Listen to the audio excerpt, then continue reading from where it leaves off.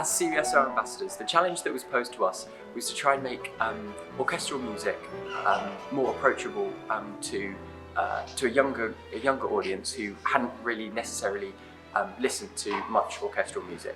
We're very aware that classical music has an image problem, and we wanted to change that perception. We wanted to engage with young people. We wanted to find out from them how we can make classical music, particularly orchestral music, more interesting, more accessible and more appealing to young people. We started off with a whopping 130 pieces. There were 13 of us and we chose 10 pieces each. Having not met each other, the first meeting was kind of, okay, what are we going to do? 130 pieces and we've got a concert to programme.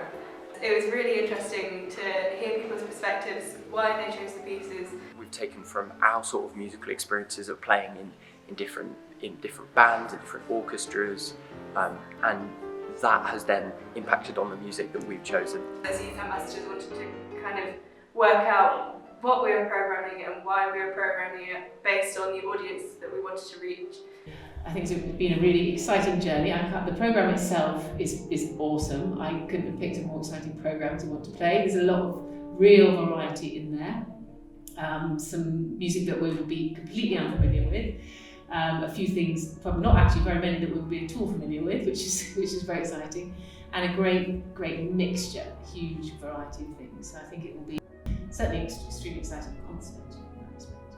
We wanted to bring some new music by living composers, especially by living female composers. I feel the animated piece, beatboxing piece, is a brilliant way to open up new audience to classical music. I think as a sort of musical culture, genres are being crossed so much more, and we're in a really great landscape where people don't care anymore whether something has pop influences or folk influences, or so for me it means that people come to my band shows who've only ever heard my orchestral music before, and people who come to my band shows and then come to hear my orchestra pieces, and I think they can hear the common language through all that stuff, which feels really healthy.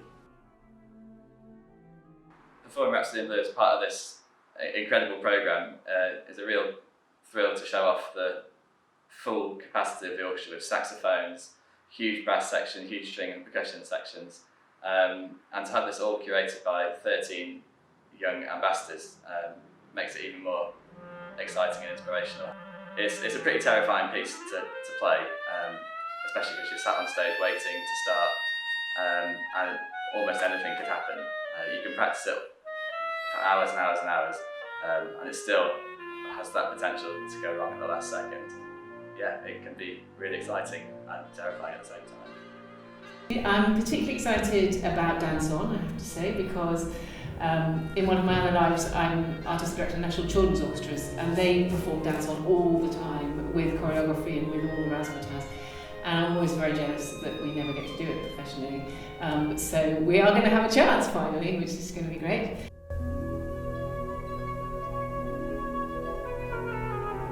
The other piece that's kind of a bit futuristic, Mason Bates' Mothership, features laptop and a whole range of sampling and all sorts, and it's a really fantastic piece that we've managed to programme.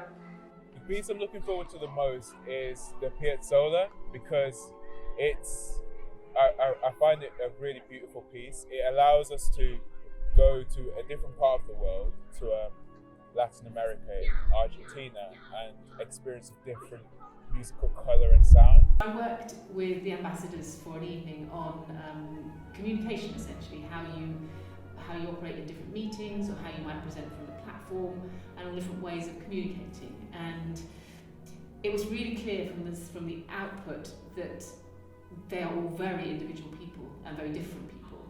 And some quite extrovert and quite comfortable and confident, some much more thoughtful and perhaps more introverted, all bringing different qualities and different dynamics to the whole, which is really exciting. So we worked on things like how might you present yourself in a board meeting, or how might you talk to a senior management team, or what might you say if you're introducing a concert to young people, or how might you look at social media from different angles. So it was a fascinating kind of really just dipping a toe into the possibilities of this kind of, what could be possible. It's not the craziest concert, it's not totally wacky, but there's enough in there to make it interesting and to be bringing it up to date.